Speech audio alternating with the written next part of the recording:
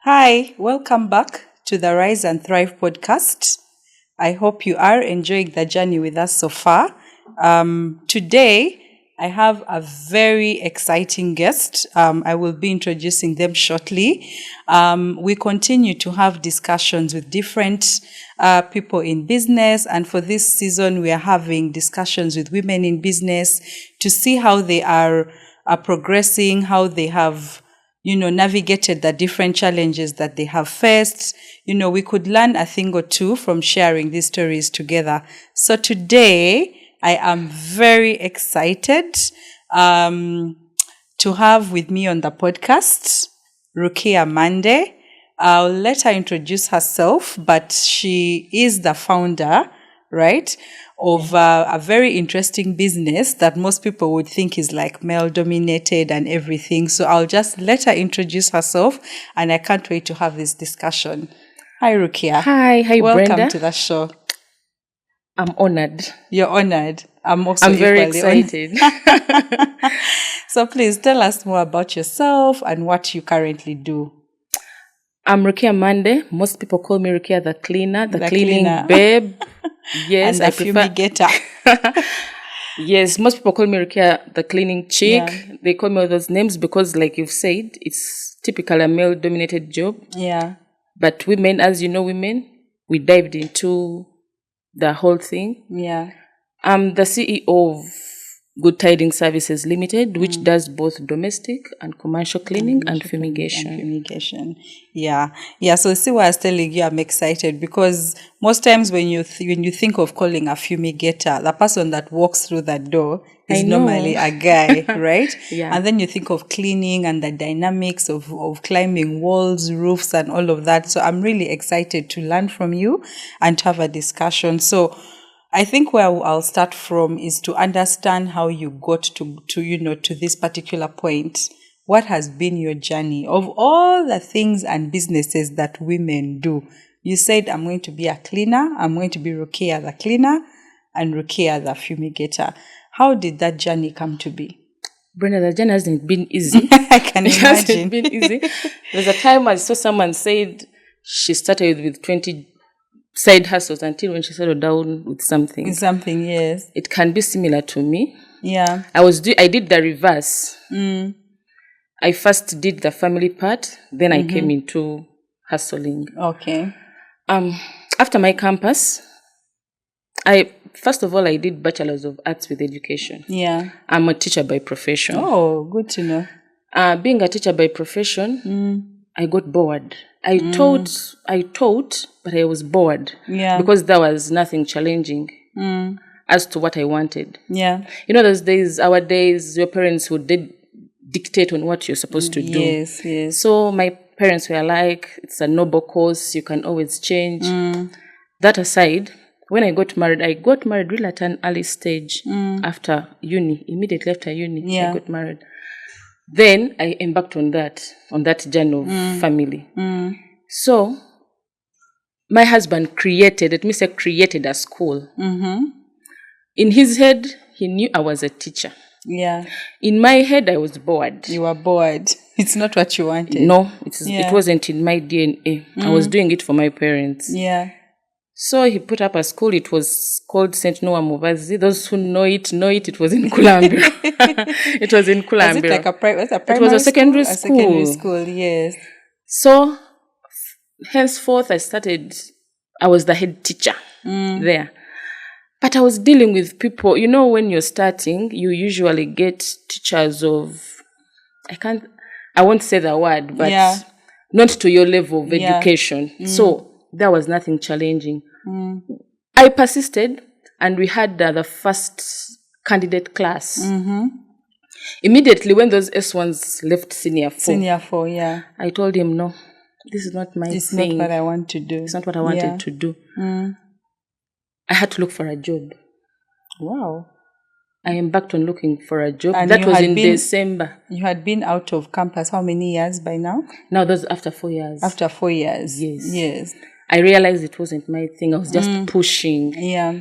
Then after those 4 years, that our last lot, the S1s to S4, those are 4 years. December sharp, I told my husband, I'm not with you in this thing. Yeah. So I looked out for a job. Good enough. My bigger sister, Mariam, hi. She connected me to one of her friends. Yeah. She had an admin job. If you can hear what I earned, but I was sure I have to start. To start, yes. I went to M&N cleaning and fumigation. That's where I started my next journey. Okay. After M&N, I worked for M&N. Then, in my head, yeah, that wasn't supposed to be my position. So my husband took me back to school. I went to UMY to do a postgraduate in admin, so that I can change from being a teacher to an administrator. Administrator, yes. So I was doing the 2 things, the 3 things: marriage, job, and school. Then school, yeah. Then after, from M&N, I got another job. It was a flower company. It was in Entebbe. Yeah. It was very juicy. But immediately I had gotten it, I got pregnant. Yes. In fact, I went when I was pregnant. Yeah. Then the bosses were like, why did you come? Why did you come? Yeah. So I was there for a year until when I couldn't do it anymore. Yeah. That's when I was pregnant with my twins. Yes. So I had to quit employment. Yeah. To cater for these young ones. So that is when circus began. I had to work. So before then, in that confusion, there was a group called BMM. BMM. I remember Beautiful it was a first modern mamas. I joined as a on beautiful Facebook. Yes. But that group, yeah, many people learned. I started my journey from BMM. BMM, yes. I was in that group. You were there, yeah, sure. On Facebook, I used to enjoy the stories. Now, as the stay-home moms would really be active in every activity, physical activity. Yes. So I started seeing ladies. In my head, I thought ladies used to be given money by men. Yeah. Sincerely. I'm being true to you. No, but that is the thought. That is what most people think it's supposed to be. Sure. Yeah. I thought it was me. No, it's not just you. Even people who work and earn still expect their husbands to give them money. I think it's a cultural thing. There to be beautiful and they're given money. I'm telling you. So I would see, so we'd meet. Yeah. Chicks would come with hair on plated, point, nails, cars. So I would wait for my husband to give me nothing. So I was like, damn. So there was this chick, it was too evident, this chick Stella Nassali. Yeah. And Peace. They were really standing out. Peace Kutesa. Kutesa. I know her. Hi, Peace. Those Zimba women. Yes, Zimba women. Yeah. So those chicks, I really used to look at them. I used to look out for them, what they are doing. So I admired. Yes. So I was like, what can I do? So they would preach, you guys do something. So I started with cake. Yeah. So I didn't have anywhere to work from, but it was my home. Yeah. So what I started, so I used the dining and the sitting room. Now just imagine what was happening in the house. Yes. So the tables, everything was cake, but I taught myself. I went, I got recipes, did this and that, sampled out. I called in my young brother, come and we do this. Yeah. He called in his friend. The mother had a bakery, so he could help. Yeah. So by the time we know it, the whole house was smelling cake. Cake, yeah. This young man wasn't comfortable with cake. Yeah. He did everything possible for me to stop cake in his house. Yeah. So I was like, what can I do? But I endured. I got supermarkets. By the way, I served out cakes to supermarkets. Yeah. Like you would make and then go and say, guys, I have cake. Fresh cake for you. I give you samples, you test. Okay, bring. Yeah. But remember, I didn't have a car then. So how were you transporting? Border. Brenda. Taxi. Taxi, yes. My husband's car was manual. Yeah. he couldn't give it to me. He wouldn't Yeah. help me, given the fact that even he didn't want The whole cake business, yes. The cake would be aside, but his house was His in house a mess. was a mess. Yeah, I can imagine. So I started fearing. So there's this one time, I'm just cutting the story short, but Yeah. there's this one time, sincerely, I went with a box of queen cakes. Uh-huh. They all broke. How? I don't By the time I reached the supermarket, that supermarket is Tauhik, something. Yes. It was in Boise. Yes. By the time I reached there, I have nothing. You have nothing. Sincerely, it had all crumbled. The chick looked at me. I felt like crying. I was like, God, I need money. I need Sincerely. money, yes.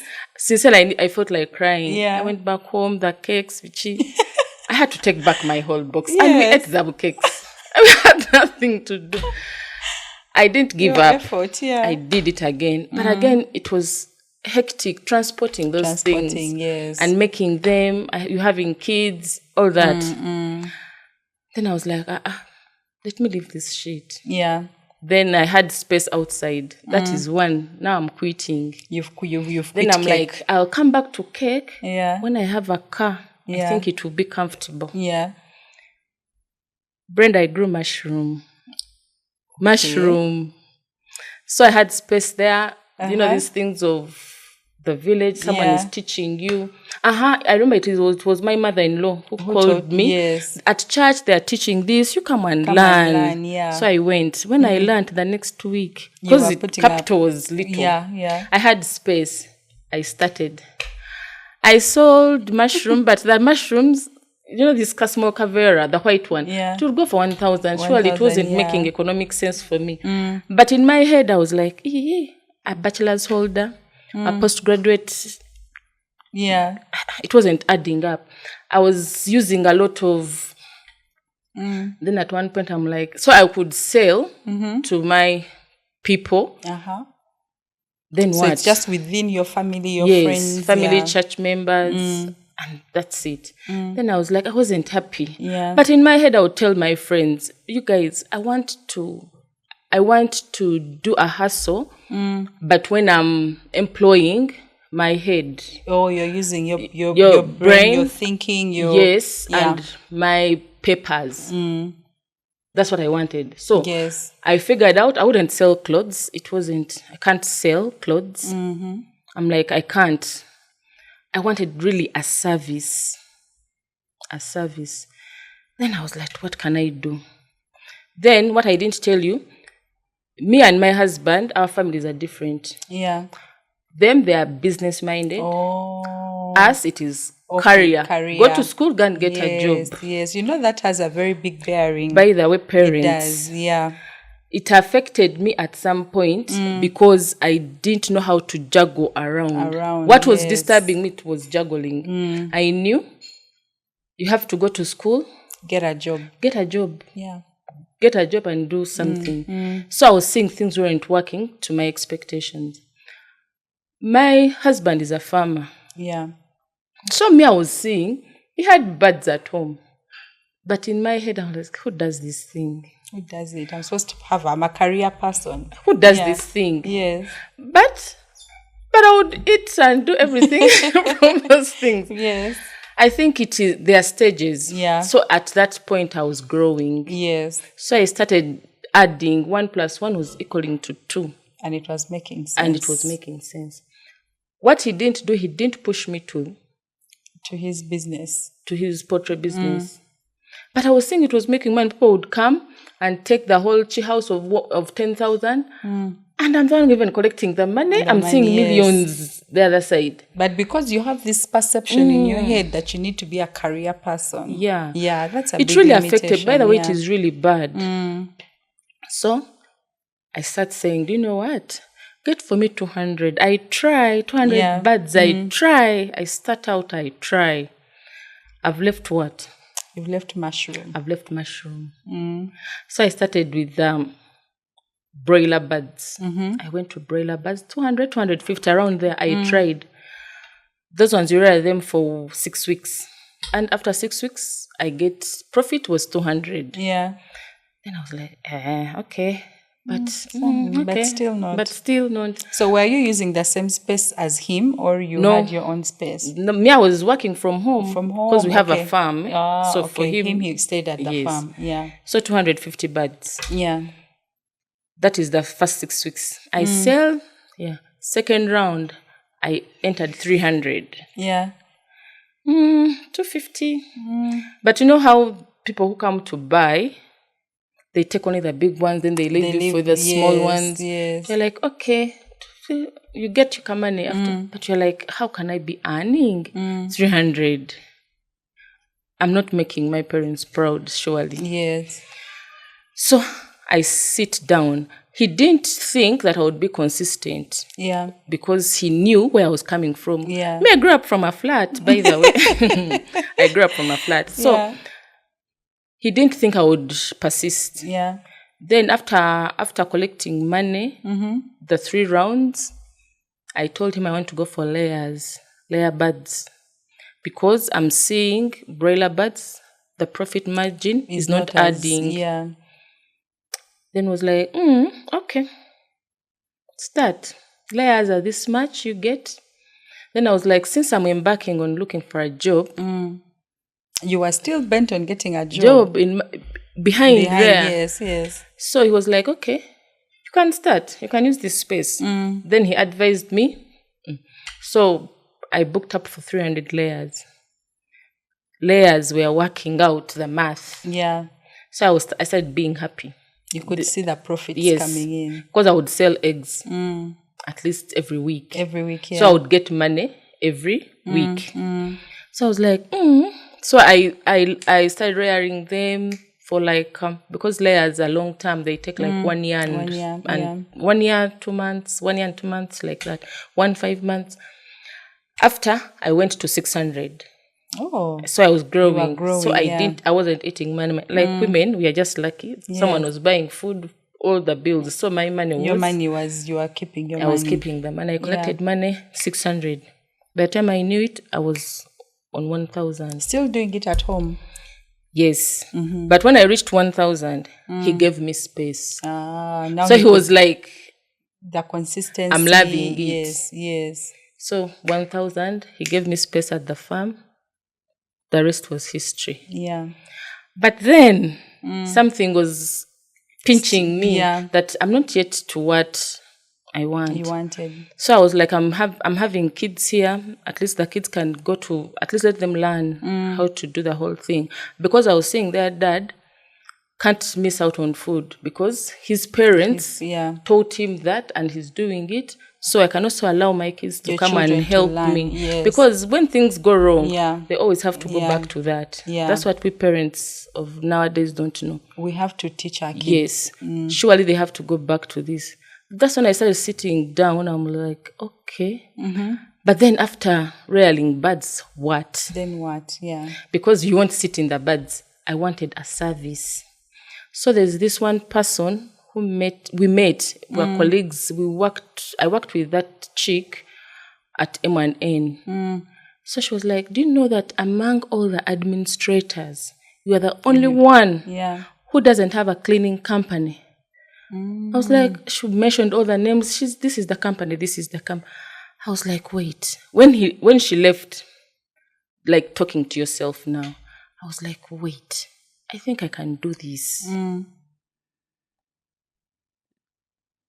Brenda, the next week I started. I started in my head. Yeah. But remember, I told you I had a group, BMM. BMM, yeah. So those BMM girls, now they are ladies. They are ladies, yeah. And exceptional ladies at that, yeah. They were my very first clients. They believed in me. Or I know how to clean, or I don't know. But please. So you just reached out to them and said, guys, I'm now cleaning. I told them there's a new baby coming up. I'm cleaning. So they gave me their chairs, decided chairs. They gave me their carpets. I fumigate. I did out of fumigation because it was easy. I knew how to do those things, but just being in the background, I wouldn't. But I knew because we would supervise those boys. So going forward, They gave me their houses, their friends, they would support ourselves. Yeah. Then I didn't have machines. Yeah, that was going to be my next question, because it's a bit intense. Like if you're cleaning chairs, there's a bit of, you need to buy some equipment there, right? I had to think through. Then we had a supervisor who I knew that had left M&N. I looked out for him. Yeah. So when I looked out for him, Julius, hi. I looked out for Julius. I told him, Julius, I've started a company, but you're going to work under me. You have the machines, me, I have the clients. The clients, yes. I was good at putting out myself to the front. Yeah. So I would really convince. I would come speak to you. I do this and this. And I knew Julius would do a good job. Yeah. So whenever I could get a client, I could call Julius, come and we execute. So Julius would execute. They give me my money. I give him his cut. And then But I would keep that money. Keeping that money, I started collecting. By the way, I got clients. There's a time, I used to do a lot of chairs and fumigation. But there is this one client, Hajat, in Salama. Someone referred her to me that I do cleaning. She had a new house. I go to Hajat. I underquoted Brenda. I told her 400,000. And Brenda, we worked. Yes. We finished the work at 9 p.m. Wow. Finishing the work at 9 p.m., doing all the math. Yeah. Brenda was remaining with 20K. So you literally worked the whole day for almost nothing. That's so painful. It was so painful. I can't forget that story. Your worst experience so far. Yeah. But it was a teaching. It was a learning point. It was a learning point. 20,000, and which I used to fuel my small car. Literally. So because I remember you said you had no car. At what point did you get the car? From the chicken business? My husband got me a car there when I was pregnant with the twins. There I got a car. Oh, okay. But I couldn't go back to the cake. I was moving forward. You are moving forward, yes. So I had to put fuel, 20K. I remember from home. Salama at night to Bwegere. I reached home. I just told Isaac, do you know what? I have nothing, but I'm tired. Extremely tired. Because cleaning is not easy. Yes. And getting tired with no money really hurts. So from that point, that is when I started learning how to cost what I started costing properly. So that one job I didn't tell Julius. Yeah, that was before Julius, I think. That's when the costing failed. Then Julius came in. The supervisor. Yes. Yeah. To help me. To help you, yes. Yeah. So whenever they could call me for a job, I would go with him. Yeah, because he had the experience and the machines. By the way, Brenda, experience is... It's very important. It's key. Yeah. So we started working. We worked for 2 good years without machines. But the clients wouldn't know. So I was employing my education to execute. So there's no way you would believe that I don't have that you don't have machines of your own. Yes. By the way, I got even contracts. I had 2 contracts then in those 2 years. Like retainer contracts? Yes. But I would juggle around the contracts. Then we worked, I collected money. Then after some time, there's a particular job that turned around my whole life after those 2 years. I told Julius. Tell us. I told Julius, there's this house, come and we go and look at it. He told me, this job is going to cost you 1.4. And it is what I was expecting. That was the bill I was supposed to give the client. The client, yes. Then I told Julius, you can't tell me 1.4. What of me? The profit. The profit for me. For you, yeah. You know what that guy told me? Just get 50K. And I was like, Julius, be serious. After all these years, yes. 50K? I can no longer work for 50K. That is when I was like, do you know what? By the way, I went and I said, I'm not going to work for that client, but let me go and buy my machines. Yes. By the way, I bought machines. I ordered for them. Yeah. There's some friend of mine who ordered from Dubai. Then by the time, so the rest is history. I started, so I had the boys. Somehow you get to know people can help you. Yeah. But there are boys I used to work with consistently. We are 7 years old now, but there are people I've been with for 5 years. Team. Your team, yeah. But they are 5 years. If my clients are watching, I guess you're seeing the same boys in your houses. There are only few that I add in. There are those ones who come up, but I've been with my boys for 5 years at least. Yeah, that's very consistent. Yeah, that's very consistent. And also because most times it's hard to keep people that long. It is really hard. Really hard. Do you know what affected us? This migration of people to Dubai. Most of the good people were leaving for Dubai. You find that you've trained this person, and then they're off the next day. Yeah. Brenda, let me tell you, there's this one time a guy approached me and wanted to clean Ministry of Lands. Ministry of Lands has many projects. Yeah. So I was still new. I was still a baby, by the way. I wasn't experienced, though I was transitioning. So he made me enter into a contract which was really fake. Thinking about it after some time, I was like, what was I up to? Fake in terms of? I wasn't really working under Good Tidings. I was working for him. For him. So that excitement of getting another project, that guy called me, we discussed, I have a project, this and this. So I want your company to work for me. Hey, you have to be excited. Ministry of Lands project, that is good money. So I don't know why I didn't think about it when he said, you're going to wear my uniforms. Oh.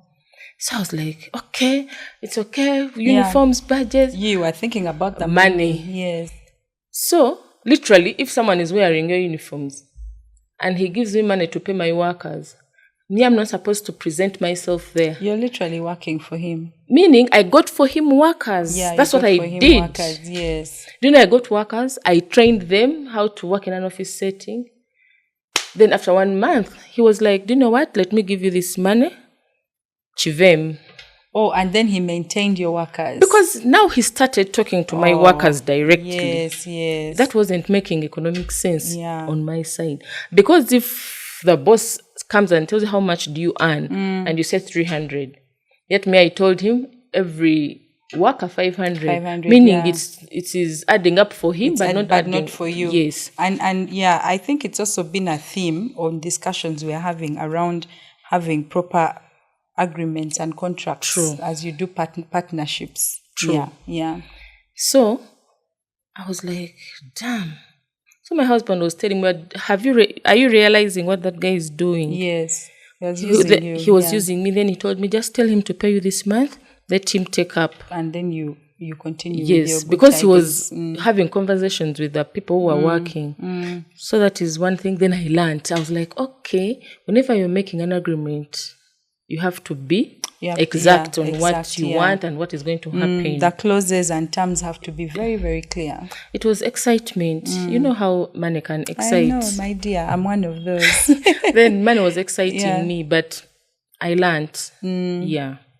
So then Good Tidings has been around for 7 years 7 years. We opened 2017. Casually, I registered this as a company, everything. Yeah. Because what I was looking at, a service. The end goal has to be a company, professional company.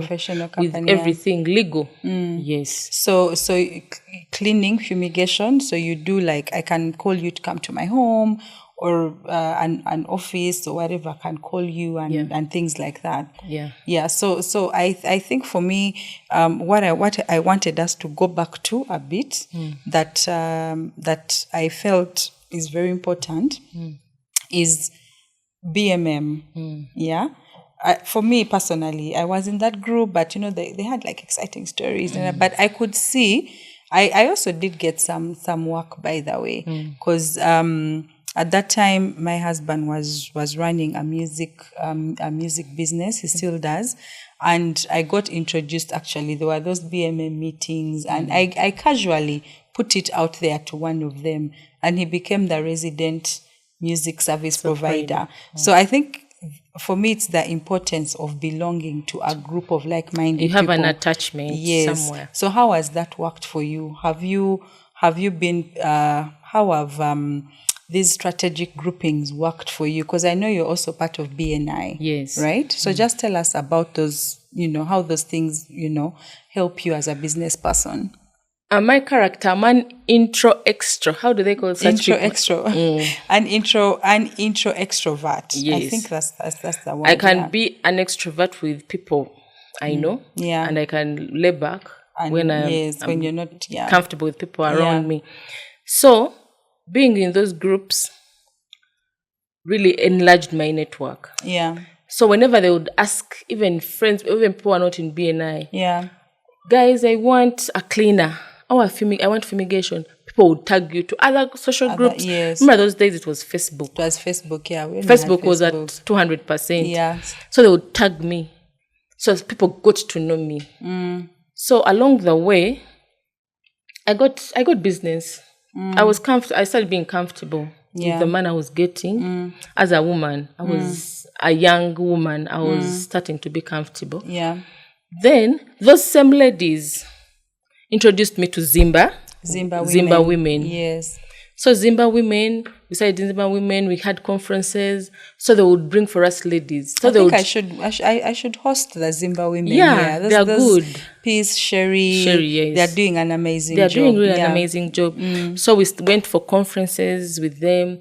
Ladies used to come and talk to us. So you would see that your vision is well aligned. Is aligned, yeah. Yes, your vision would be well aligned. You would relate with them. Yeah. You're like, okay, I want to be like that lady. Yes.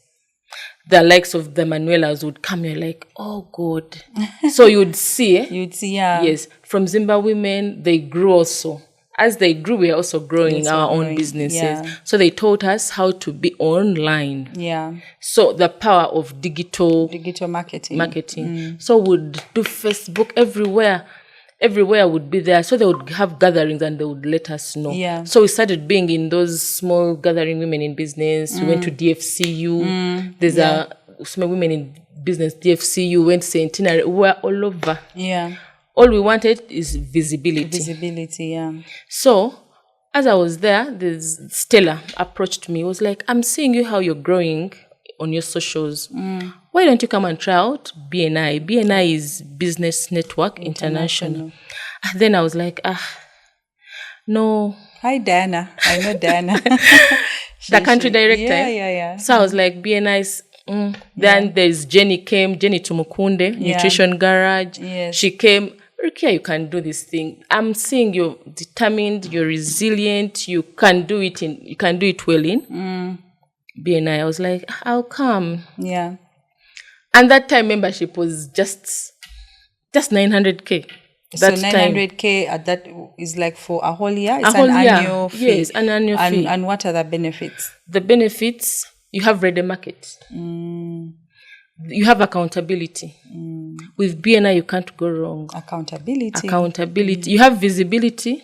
You can create credibility. You have even profitability. Wow. With BNI. So when they told me, I was like, then Stella left me. But I was seeing Stella. You can see someone growing on their socials. Yeah. Like, everyone knows Stella. Then Stella came back the second time. But after some years, but Rukia, why don't you come? Your business, the way you're working, how you're working is exactly what we want in BNI. Yes. Then I was like, casual, I was like, Stella, I'll come. I'll come and attend one of your meetings. Yeah. So one time, early morning meetings. 6:30. 6 a.m., yeah. So I was like, Stella, I'll come. So one time, I first went online. That was COVID. I went online. But online, there's a way online is detached. That's those Zoom meetings. Yes, yeah. You can't get the real feel. The real feel of the vibe. You don't get it. So, and I mean, human interaction is there's nothing. You're not seeing people. Yeah. People are from bed, and So after COVID, then Jenny Tumukunde told me, Rukia, why don't you come? After Jenny telling me, Stella told me again. Then I was like, Panang, let me just go. I wake up one morning, 6. I went to one of their meetings. We have chapters in BNI, so I attended Sunrise chapter. When I went there, people were receptive. People greet you like they've known you for ages. Yes. That is the beauty. So I was comfortable. I sat. Then in that meeting, I was like, Rukia, I've been saying your network is done. This is a new network. It's a new network. You can tap into. Then after that whole say, I was seeing the accountability part, people making money, people saying, thank you, close business. So people are talking terms. Thank you, close business, 100 million. Thank you. I referred so and so to this. I referred this and this. I was like, yes. Okay, I always wanted something professional. I wanted to relate with professional people. Yeah. And a good network. And I was like... Good businesses. Yes. Yeah. And I think where I want, because at this level, after COVID, I wanted to transition from just coming to Brenda's home to just having Brenda on retainer. On retainer, yeah. That's what I'm driving currently. Yeah, because so that you are assured that Brenda, after 6 months, will call me. You have to call me. Yeah. Or I have to remind Brenda. So Stella told me this would be a good thing, Rukia. I don't want to force you, but this would be good. In my head, I was like, Stella, so there's that end where they tell us those who really want more information. So I signed up. I went to the bank, I got money, paid the next day. Yeah. At that time, was the subscription still 900K or it had moved up? It had moved to 2.9. Wow, 2.9. That's like more than double. 2.9. Yeah. So I was like, I would have entered long time and paid even less. Yeah. And 900 was a lot then, probably. Probably, yeah. So I entered BNI. However, I didn't enter her chapter. There was a new chapter growing. She told me, do you know what? Your character, you want to manage our chapter. Because people are already there. Because Sunrise has been there for 7 years. Oh, so they already have their own cohesion. You know those things, yes. So there's a new chapter coming up, which is Achievers. Hi, Achievers! Which is Achievers. Yeah. So I was in the second lot of Achievers. Yes. There were 5 people, the first 5 who were starting the chapter. Then I came in as among the next 5. The next 5. So that is the journey that I began. And the 5 were doing different businesses. Yeah. In BNI, you enter a chapter, there's only one business looked up. So you have a network of... I really need to speak to Diana. Because, So if you're in a chapter, there's only one cleaning and... One cleaner, one fumigator. One food provider, one decorator. So it's just a network. When I hear you saying, I want cake, I want cake, I can tell Brenda, come and get this cake from Call for Cake. Yeah. So I have to look out. My ears have to be out. Yeah. Hearing who wants what, who is boasting about something. Yeah. That's why I call myself, I'm a plug.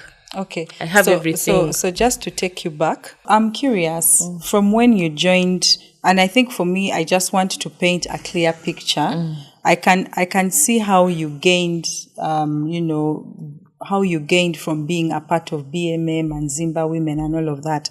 So from when you joined BNI, how long has that been? By the way, I've just joined BNI. Oh, really? I've just joined, but you can think I've been there for ages. So tell me about the impact that you felt being a part of this particular, group, Business Network International. I don't have a hustle to market. Because in BNI, we have a university that really teaches us what to do in our businesses. Yeah. We have podcasts. Like every week, at least I have to go to the university. We have a BNI university where we learn what to do. What to do, yes. In case you have any hurdle somewhere, you run to the university and get to read what you really want and how you can go about it. Yeah. Yeah.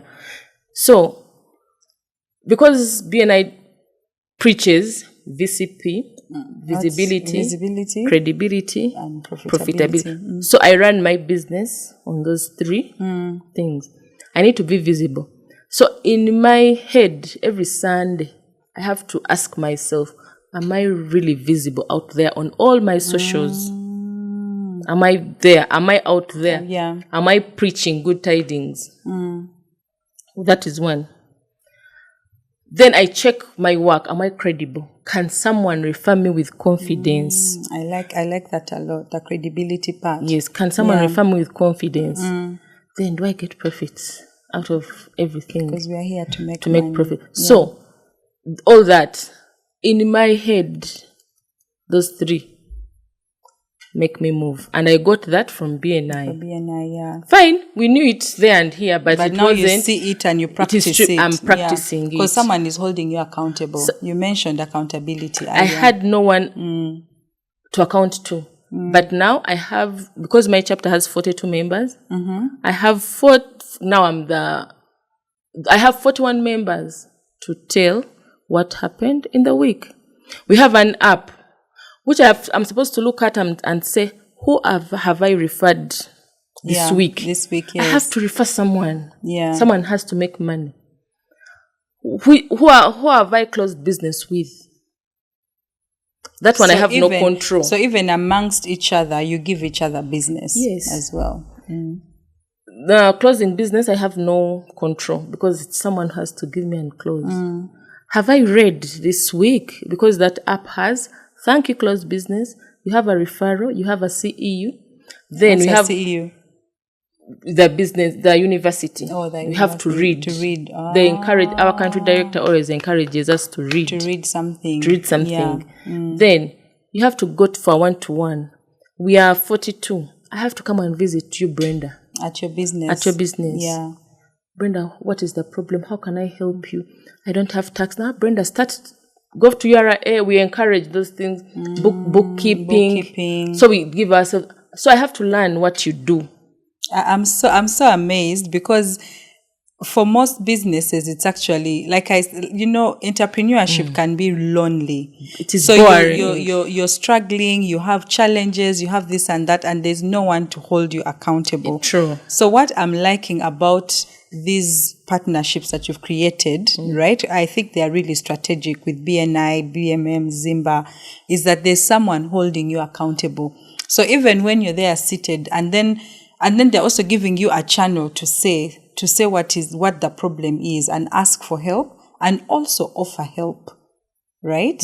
Yeah. I think you guys, it is good. I think this is something that if you're a business out there, I think this is something that that we encourage credible. Yeah, and the credibility is important because sometimes you refer someone and you're not also sure. Because I'll tell you, there's a time I referred someone, and as I was referring them, I told the person who I was referring this business to that whatever dealings you have with them, whatever happens, don't come back to me, because that person can either run go away with all north your money or go south. Yeah, and businesses should not be like that. And because with time, because Brenda, if you're a decorator and I'm going to have a party, I would be like, Brenda, I would have given you business, but you're not in BNI. You're not in BNI. Join, then I give you. So that time is going to come when you can't get business, when you're not in our network. In your network, because you have your priorities for your network members. My priority is my BNI. Yeah. So businesses need to belong to certain associations. Yes. There's value in belonging. And when you have a belonging, even you, the client, you're comfortable working with that person. Yeah. You have a go-to place. And we have power teams. What I mean by power teams, like now I'm a cleaner. I have to join up with someone in construction, a mover. So when when I'm cleaning someone's premise, I'll have to ask them, do you have a mover already? You don't push the client to that, but you ask. Do you have a mover? Yes or no? So someone in construction, I've finished constructing this house, but I have a cleaner. Do you have a cleaner? Oh, I can. So it is that power team, like the events power team. The decorator, the tents person, the cake person, the music person, the events planner. They all move together. Join up. I like this. So when didn't you see that wedding for this Bosoga King? Yeah, the Inevantu. Yes. That was BNI. You know, the cake, it was one person. Oh, yeah. I saw them posting. That Yes. was one of the decorators was a BNI person, It right? is one person who was from BNI and connected, bake for me, the food person, the photographer. Oh, Or wow. it is that power, that is their You know power what team. is so funny is one of my previous guests was telling me how her most desperate marketing move was that she went online and was literally begging anyone who knew the Inebantu to give her the cake deal. Katush, you need to join BNI. Because that was like her most desperate move. So I'm thinking if she was in BNI, probably. Okay, that's interesting. So it was the whole deal. And in BNI, we don't compete. Yeah. We just collaborate. You collaborate and partner. Like you give me an arcade when it's too big. I have to go to Achievers, call Sharon Freshly Clean. Hi, Sharon. And say, come on, we work. And we work together. Yes, and we work together. So we don't compete. So they give you that heart of you're comfortable with another cleaner. Now when you look at my status, there is Mark from Excellence. He's going to have a feature presentation. But I'm pushing for people to come and see his presentation tomorrow. Yes. But he's a cleaner. And it's okay. It's okay because the space is big. Yeah, there's space for everyone to grow and flourish. Yeah. Okay. So I really like that. But moving away from, your membership and partnerships with these groupings, cleaning and fumigation can be a bit challenging. True. Right? Because people be thinking a woman is going to clean or whatever. So beyond that, what have been like your biggest challenges as you run your business? You have challenges in different scenarios and stages. Yeah. Brenda, you can go, and clients are different. You can go to a client. You can find a difficult client. Yeah. Have you ever met a difficult client, Brenda? Yes, I have. I've met difficult. That seems to be like a theme. Difficult clients. Clients who can never appreciate what you're doing. And when someone is not appreciating what you're doing, okay, they're not supposed to appreciate because that is my work. That's your work. But there is that empathy. There's that Ubuntu someone must have. Yeah. But then the client just refuses to accept whatever is happening. Yeah. Then you find a client, the client wants you to clean the house. You clean, but you ask for let me just give an amount of 1M. Then you say I want 50% up front. The client gives you the 50%, that's 500K. But giving you the other 500K, can say now this board, this one, all the nitty-gritties, the client is showing that I want to pay you that money. That money, yeah. He'll make you come back until the company doesn't get any money. Those are difficult clients that they can't appreciate whatever you're doing. Yeah. Because I over preach post-constructional cleaning, which is those houses which are built, and I clean them before people move in. Such houses, new homes, they can't really get clean to spotless, most of them, because I have no control over the service providers. Yeah, most times they gradually. With the time, I tell the clients, with the time, the house will come out as you want. But for now, those cement things may not really go away with just once. One cleanup. Yeah. Then, another challenge, you find a home, you really want to work. By mistake, the boys break a glass. There's breakage or damage. You have to pay. Sincerely, there's nothing you can tell a client. Of course, that one is on you. You just keep quiet. And swallow. And tap into the profit. You press next. You're like, it's okay. Let's go to the next one. But the problem with that, obviously, as a business owner, your mind is rotating. Such clients, you can't do a good job. No, you can't. And the worst thing is when a friend of yours referred you to a friend who knows you. Yeah. It is the worst. That is one of the worst experience. I had never damaged any client's property. But what angered me was I damaged a friend's friend, a friend who knew me. A friend of a friend. And the friend knew me. Yeah. I was like, God. God, why? Why? You feel like it's staining Yes. your business. So to avoid that, do you have training sessions with your workers? Yeah, we do have trainings, by the way, but an accident. Yeah, is it an happens. accident. I mean, even in your own home, you can break Yes. something. So you're like, so the boys also get disorganized. They don't do to your expectation. Yeah, because they start already hating that whole place. Like, Yeah. you people, let us go. So you find here and there not good there's work. no motivation You're- to work. You're like, So now for that, because I know you had mentioned, that sometimes there are even challenges with payment, right? true. How are you? Okay, one, when you talked about difficult clients, something came to mind. One of my hustles was around, cleaning also. I tried cleaning, interior decor, and offering moving services and things like that. But what I think, if you took me back, the one thing I would do is sign contracts. Like lately, I'm like, everything has to be documented, and people, even the clients, will respect you more. If you say, okay, I'm cleaning your house, these are the payment terms. This is what you expect me to do. So it's like you're putting everything down so that when payment comes, you ask, okay, you asked me to clean 8 windows, I've cleaned 8 windows. Give me my money. You said you'd pay me 50% in advance. I've done all the work. Where is the balance? Because even when they don't pay, you can easily enforce it. Is that something that you do, or is that something you're open to doing? But do you believe that Ugandans don't read?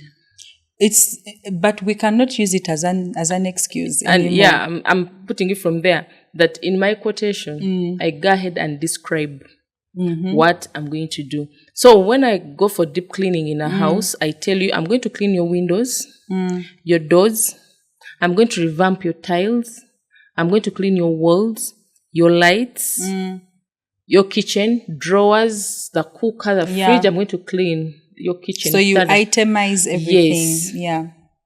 Then I tell you, I no longer even do 50%. Mine is at 70%. 70 years. 70% before you even step there. Before even I step there. Then I tell you the 30% is when I'm done. So I do that. So you give me the money, I start the work. But do you know what some clients do?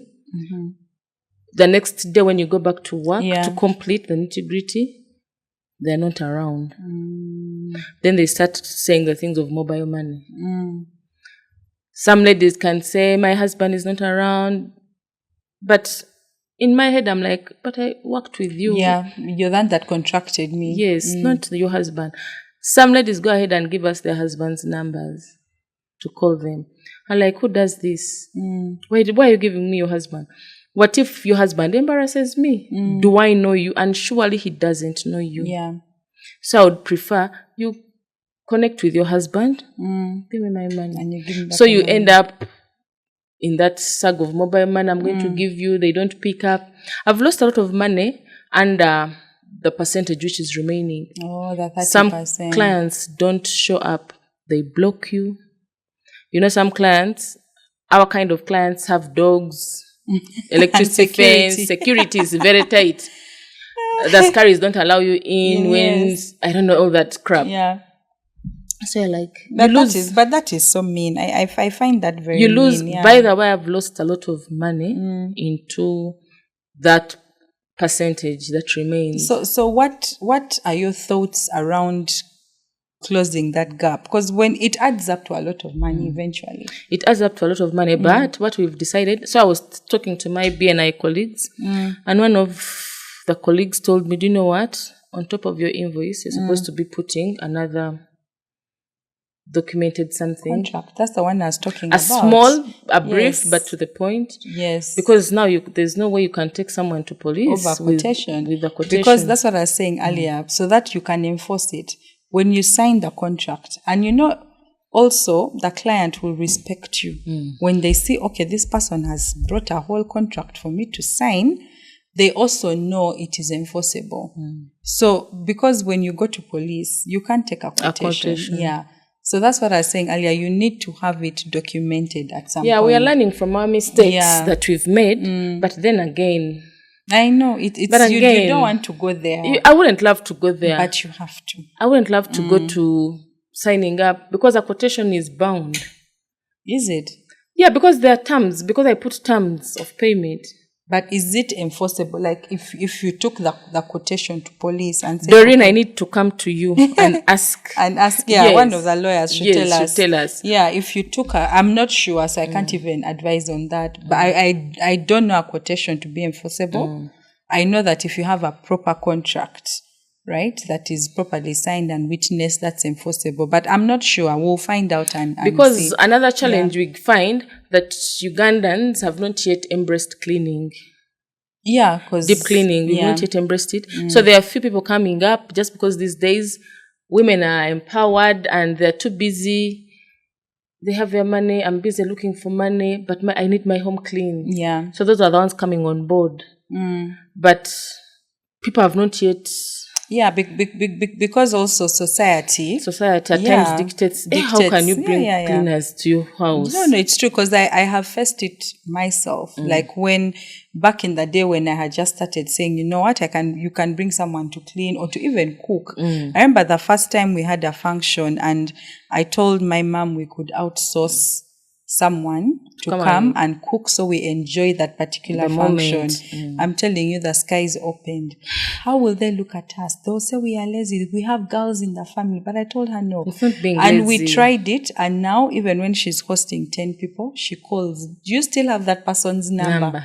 She saw the value. Yeah. So also society frowns upon some of those things. Do you know that whenever I come to your house, I can just look at the tile. I just tell you, do you know that you can make these tiles better? Better, yeah. Because what our house managers do is to mop. Yeah. But then we have to clean the house like we wash the clothes. Yeah. You know how we wash the clothes? The first round, the second round, and the third round. Yeah. Which our households don't really do. Don't do it once. They clean the house from the bedroom up to the kitchen. That's water. So that consistency of that dirty water is one that makes the tiles dirty. And everything. And you know, Bambi, these girls also get tired. They can't go to the window sills. They can't go to they can't even reach it. Yes. I can't reach like the ventilators. Because you want her to cook. The curtain rods or curtain boxes. You want her to cook. Yeah. You want her to look after your 2 months old baby. You want her to clean. It becomes difficult. So drawing on to what you've said, because now you know, if you look at a tile, you're like, okay, I can revamp this place. Yes. Did you have to, and I know you've done this for 7 years, and it was not something that was, you're a teacher. You did poultry, you did these mushrooms. How did you then learn all these things? Do you put in effort to like actually intentionally study and read, for example, products, right? Because I'm sure there are certain products, if I used like on like, for example, saying detergent and maybe bleach does better, but maybe, so how did you get all these things to know all these things? Were you intentional? One thing you should know, in Uganda, most of our products are fake. Jesus Christ. That they can't really remove out the stains. Yeah. That you have to go an extra mile, Google out. I do a lot of reading, Brenda. To be sincere. To get the right product. That I need to have data every day, 24/7. I read a lot. I benchmark. I can go out and look out for cleaners in Nigeria. What do they do? Cleaners in Kenya, what do they do? I connect with them. And BNI has given me that platform. I can connect with a cleaner in Dubai. In Dubai, also under BNI. Yes, they have that space. Yeah, because it's international. I connect with them via Instagram. What do you do? How do you deal with stubborn clients, stubborn stains? Which liquid do you use? At times they can send you. Now that is yours for Good Tidings. For Good Tidings, yes. Yes, you're like, if you want to soften up the fabric, you can do this. You can use this, yes. So I read a lot. There's no school in Uganda that really teaches cleaners. No, of course not. It is not there. Yeah. But I just do YouTube things, how the whites do it. Then I zero it down to Africa, to East Africa, how they're doing it, which machinery is really useful, like that. I just want to appreciate the effort. So what I want to put out is that for any business or any skill or trade that you do, You have to put in time to learn and Time. keep on learning and You learning have and to keep learn. on learning. And not forgetting, by the way, when my kids are in their holidays, I work with my girls, by the way. I work with them. At least in holiday, every gig I get when they're around, I take one person. Have to, yes. As today, Jacob, you're going with me. Today, Ivy, you're going with me. Because you want them to learn. Yes. Yeah. I told them this is your thing. Yeah. Not even mine. This is your thing. So they have to.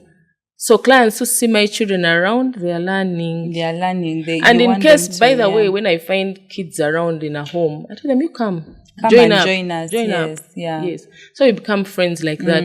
And the kids enjoy it. So they have to learn. They know mommy cleans and fumigates. Yeah. Yes. Yeah. So I know you also have a job. If I called you on Sunday and said my house is horrible, I need you to come on Tuesday. How do you do that juggling? Because I feel, do you have a team that goes without you, or do you always have to be there for every job that you get? No. Even if I didn't have a job, I wouldn't be everywhere. Yeah. I have flexible working hours. My kind of job, my kind of work, let me call it work. I've been there for 10 years. Now, how we work is results, not sitting there 8 to 5. So if I have nothing to do, you can leave. And like I told you, I've been with my team for 5 years. I've built a team, a strong team. Others come in, but there's those six boys, the core team that can really work without me. Yeah. And I really encourage the clients to accept my people. Your people, yeah. Because when I tell you, Brenda, I'm coming to your house, the team lead is Carlos. And you know you've trained him and you trust that he will get the job done. He'll speak to the client properly. Whatever you want to ask him. As long as it's in the docket of what we're going to do, ask him.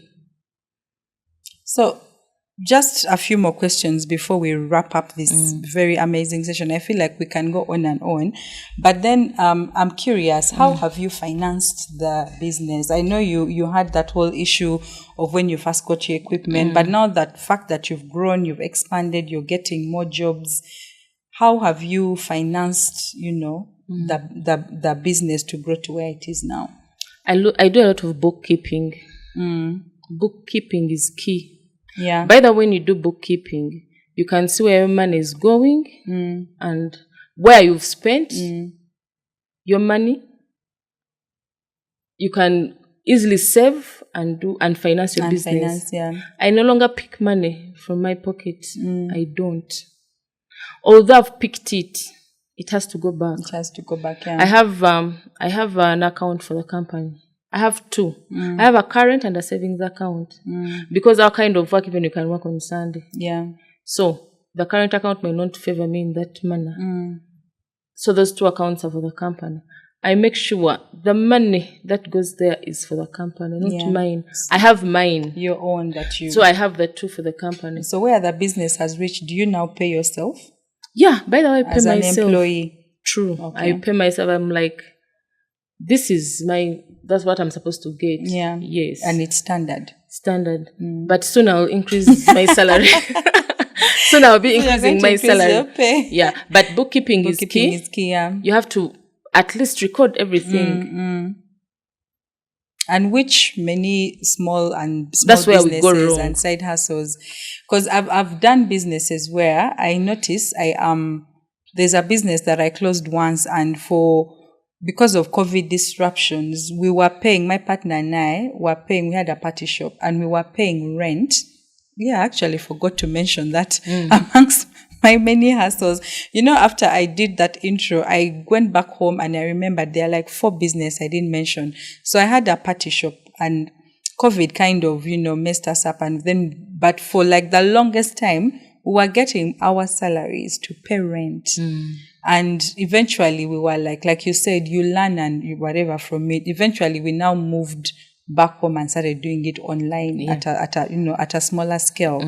But we were using, and we were paying rent using our own money, which was not making sense. Me, what I've learned, because when you do bookkeeping, everything begins with you.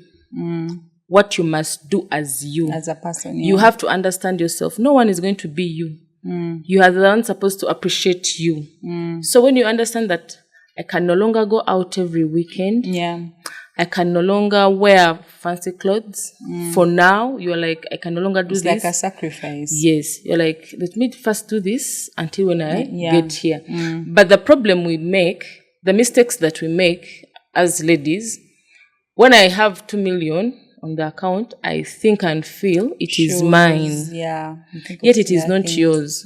You want to look like Brenda, yet Brenda has other things that she earns from that you don't know. That you don't know, Yes. So whenever you understand that this money is for Good Tidings and I won't eat it. This money is mine. And also giving, what do they call it? Your business has to give tithe. I do. You tithe every month. I tithe. I say each quarter we're going to do this for a church, for a mosque. And any church that wants to be on board, please connect with Brenda. Tell us. A mosque. Mosques are not coming up. I don't know why.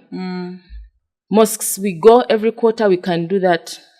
That's our CSR. So you give out generally, irrespective of the religion. Irrespective. Because your clients are also cut across. Yes, they cut across. We give out. Then also my boys, I appreciate them. Easter, Christmas. You motivate them. Yes. So I'm going to ask you as we wrap up, I'm going to ask you 2 questions. The first one would be, what has been your most desperate move to get a job? Your most desperate move to get a client. And then secondly, I know you had already mentioned it, the Hajat whose house you cleaned, but is that you wanted to know your worst client experience, like your interaction with a client, like the worst one that you've had, or the worst a client has treated you? Let me start with the worst. You've not asked me the good. I will the put worst. It on. I have a principle that I no longer clean when I have service providers on site. Other service providers. Yes. So there's this one client. My time is 8:30. I'm on site. So we reach 8:30.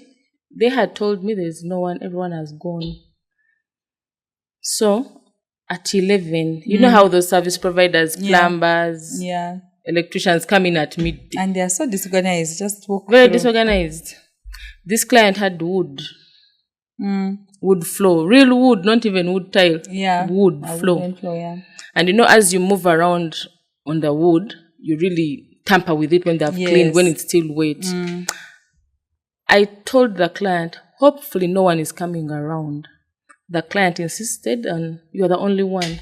At midday, first was the plumber. I was like, what? At 1:30, the electrician walked in. At 1, the painter had some small things. How many are we now? You're now 4. 4. The painters were 2. Now we are 5 in the electricians were 2. The plumbers were 2. You are almost like 10 people. I had 6 boys in one. I called the client. I was like, look at this. I felt so pissed. I was like, I said to, and I've started following my instincts. I was like, but this house, my heart skipped a bit before I started. I said, my heart skipped and I didn't follow it. And look at what is happening. Because then you have to redo your work. No, the boys had already started. I can't go back. We worked, but what we were doing, we weren't knowing what we were doing, sincerely. At the end of it all, the client can't be happy. For me, I'd given her 2 days. But I can't achieve the 2 days when we are many service providers. So she calls me the next day. There are disruptions. Yes. The house can't get clean. People are drilling, for heaven's sake. And she couldn't, what hurt me most that she couldn't see that people are drilling. I would insist on, let us first wait. No, you people clean at once. So she literally made us do what we don't do. We went against our principles. Your principle, which is wrong. I regret having done that. And you would not do it again. I will never do it again. Yeah. It has been my worst. Because what was telling us, when they drill, clean. That's not deep cleaning. First, we want to come deep clean and then whatever happens after, it is not us. Yes. But that's what we did. The house, which is supposed to be for 2 days, we are going for 5 days. For 5 days. Because I want to satisfy a client. And yet even but it's not making economic sense on my side. That is what hurt me most. But that the client couldn't see. People are drilling, and your house the dust can't get done just like that. Yeah. You're like, I'm not coming next day. Then you find when the AC guys have drilled, then she comes, but here there is dust you didn't clean. That is being mean. Yeah, of course, we've talked about mean. That's being very mean. I was so hurt. I felt like all my ulcers were coming out. I'm telling you, all the acids were pouring because I was angry, but I had to keep calm with the client. Because you want to also maintain that relationship. Yeah, but there are some clients you be like, it's okay. It's okay. It's fine. We don't have to work together. So we don't have to work together. So your most desperate marketing move? There's a time I marketed. They told me the owner comes in the evening. So I went, sat at the premise. I really wanted to work on it because the engineer told me, we haven't yet gotten a cleaner. The guy came over at 11 p.m. I was there. Wow. I was there. Wow. Hi, my husband. He had to wait for me all that time. I hope you got the job. Yes. And I hope it was good money. It was. I knew it would be good money. That's why I waited. It showed desperation. Surely I would leave. I would ask for the number. But then I was like, these rich people of ours, you need to meet them. Yeah. So you sat there and I persisted. sat. We went to the neighboring. We took coffee. I was like, let us wait. Let's wait. The person who told me to come here told me this guy comes in the evening. Probably jam, probably what. But he came. And you got the job. I got the job. Thank you so much, Rukia. It's been a very... Hey, another thing. Before you close. Yeah. Bambi ladies, when we come to your houses, let us be calm. What do you mean people want us to go there when you are in overalls.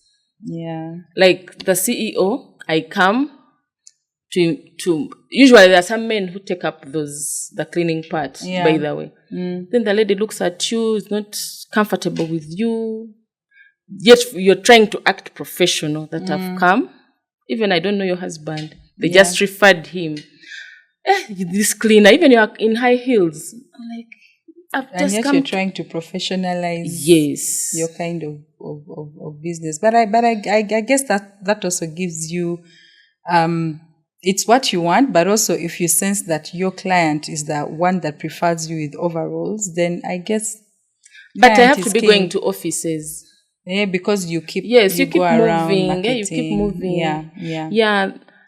People think cleaners are just cleaners. Yeah, that is the perception. That's the perception. Yeah. So thank you so much for coming on. You're welcome, the show. Brenda. I'm excited. You're excited. So am I. And for me, I don't know about you guys out there, but the one thing that has really, really impressed me is the power of belonging to a business association or a business group. Because BMM is like of Facebook era. I'm sure kids don't even know what BMM is. They don't even know what Facebook is. But imagine from BMM, then to Zimba Women, and now BNI, and you can testify to how it has grown and improved you as a business person. I actually like the VCP, and it's something that I will adopt for even my own agenda. Visibility, credibility, profitability. Thank you so much, Rukia. You're welcome, Brenda. It's been Thanks a very exciting conversation. I wish you the best in the business, and I hope that with these partnerships, we'll be seeing you more and more and see your business grow.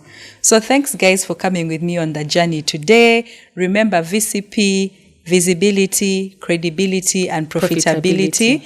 Let us rise and let our businesses thrive together. Thank you.